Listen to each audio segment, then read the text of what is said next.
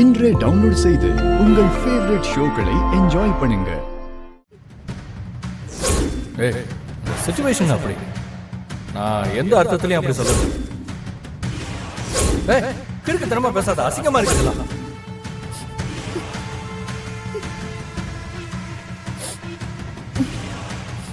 ஜனனி,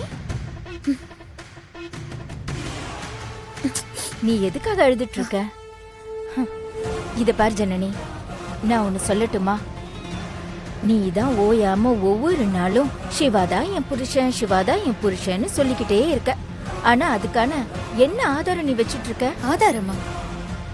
ஆமா, எங்க உன் கழுத்தை காட்டு. எதுக்கு? சொன்னா காட்டேன்.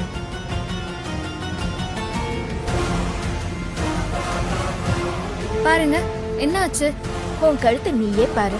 சிவாவுக்கு நீ மனைவிங்கிறதுக்கு ஏதாவது ஆதாரம் உன்கிட்ட இருக்கா? ஆதாரமா? எதுக்கு ஆதாரம்? என்ன சொல்றீங்கன்னு எனக்கு புரியல. ஒரு பொண்டாட்டிங்கிறதுக்கு என்ன ஆதாரம் வேணும்னு உனக்கு தெரியாதா? துளசி கழுத்துல சிவா கட்டின தாலி தொங்குது. எப்பவும் அப்படி இப்படின்னு அது ஆடிக்கிட்டே இருக்கு. அது இன்னும் அறுக்கலல்ல, அவ அறுக்கவும் விட மாட்டா. ஏன்னா அதுதான் ஒரு பொண்டாட்டிங்கிறதுக்கு அவளுக்கு ஆதாரம். ஆனா நீ நான் தான் சிவா பொண்டாட்டி, நான் தான் சிவா பொண்டாட்டின்னு சொல்ற. ஆனா கழுத்துல தாலி இல்லையே. அம்மா, கன்ஃபியூஸ் பண்ணாம கொஞ்சம் தெளிவா சொல்லு. என்னத்த சொல்றது, பேச்சுக்கு தான் பொண்டாட்டி, பெருமைக்கு எருமை மெச்ச கதை தான். எருமையா? மா, ஜனனி பாவம்மா. கொஞ்சம் ஷார்ப்பா ஜனனிக்கு என்ன பண்ணணும்னு மட்டும் சொல்லு. சரி, இப்போ அதுக்கு நான் என்ன பண்ணணும்? சொல்றேன் கேளு. உன் கழுத்துல தாலி தொங்கணும் ஜனனி. சிவா கட்டின தாலி உன் கழுத்துல மட்டும்தான் தொங்கணும். சரி, இப்போ அதுக்கு என்ன பண்ணலாம்? அதுக்கு ஒரே ஒரு வழிதான் இருக்கு ஜனனி. ஊரை கூட்டி சிவா கிட்ட உன் கழுத்துல தாலிய கட்ட சொல்லு. நீதான் சிவாவோட பொண்டாட்டின்னு இந்த ஊருக்கே தெரியணும். அத நீதான் தெரியப்படுத்தணும். இத பாரு, நான் தான் ஜனனின்னு பொய் சொல்லி நாடகம் ஆடின துளசிக்கே ஊரை கூட்டி கல்யாணம் பண்ணி வச்சாங்கல்ல, அதை விட உன் கல்யாணம் பிரம்மாண்டமா பெருசா இருக்கணும். இங்க பாரு, அடுத்த முகூர்த்தத்திலேயே உன் கல்யாணம் நடக்கணும்.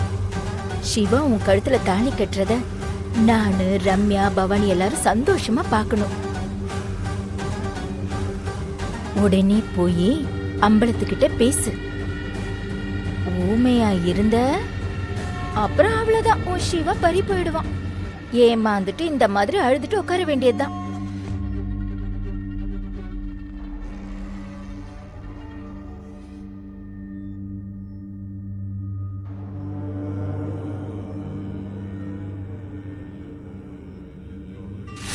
எழுமல, நான் சொன்னல அது என்னன்னு பாரு. பாத்துட்டு என்னன்னு சொல்லு. சரி, வச்சுட்டுமா? சரி. தாச பார்க்க போறேன். பார்த்து என்ன நடக்க போகுது? இது உங்க பிரச்சனை இல்ல, என்னோட பிரச்சனை. உங்க பேருக்கும் கௌரவத்துக்கும் எந்த பாதிப்பும் வராது. நான் வரவும் விட மாட்டேன். இது சத்தியம்.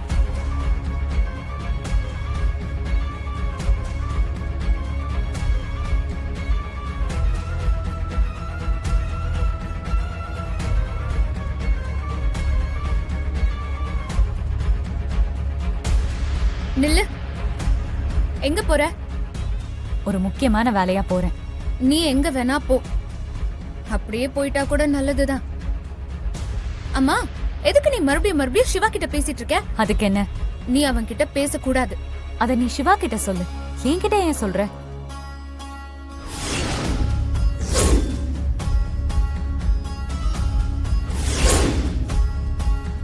ஹே, தாலி ஏன் வெளியே தொங்குது? உள்ள போட்டுக்க. வெளியே எதுக்கு தொங்க விடுற? சிவாக்கு நான் தான் பொண்டாட்டின்னு எல்லாருக்கும் சொல்லாம சொல்றியா? ஏன் சிரிக்கிற? சாரி, இனிமே தாலி வெளியே தெரியாம உள்ளேயே போட்டிருக்கேன். இனிமே இப்படிதான் இருக்கணும். சரி, நில்லு, பேசிட்டே இருக்கேன். நீ பாட்டுக்கு எங்க போற? என்ன அவசரம்? யார் கூட போற? கொஞ்சம் அவசரமா போகணும் ப்ளீஸ். அதான் என்ன அவசரம்னு சொல்லு. இந்த குடும்பத்தோட கௌரவம் மரியாதை எல்லாத்தையுமே காப்பாத்தணும். ரொம்ப நேரம் ஆயிடுச்சு.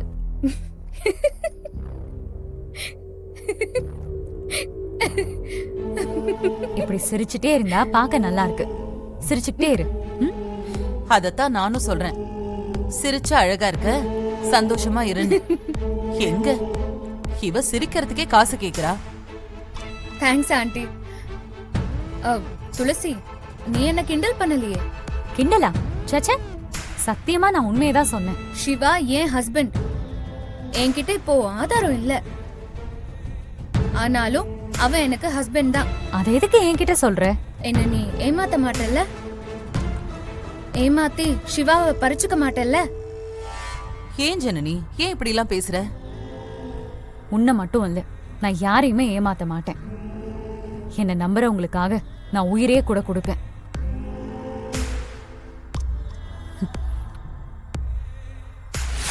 காவேரி, சொன்னதெல்லாம் ஞாபகம் இருக்குல்ல? ஒரு 10 நிமிஷம் அந்த தாஸ் கிட்ட பேசிட்டு அவன் கவனத்தை திசை திருப்பு. அவனை யோசிக்க விடாம நீ பேசு. அதுக்குள்ள நானும் சிவாவும் உள்ள போய் முடிக்க வேண்டியதை முடிச்சிடுறோம். அண்ணி, பயமா இருக்கு அண்ணி. ஏய் காவேரி, அவன் ஏதாவது உன்கிட்ட தப்பு பண்ணணும்னு நினைச்சா சத்தமா அண்ணன்னு கூப்பிடு. பயப்படாத, தைரியமா இரு. அவனை கன்ஃபியூஸ் பண்ணு. உனக்கு காதல் இருக்கும்னு சொல்லி அவனை டவுட் படவை. தெளிவில்லாம அவனை குழப்பு. ஆனா நீ தெளிவா இரு. சரி, ட்ரை பண்றேன். போ சரி, போ. போ போ போ, தைரியமா இரு. போ போ.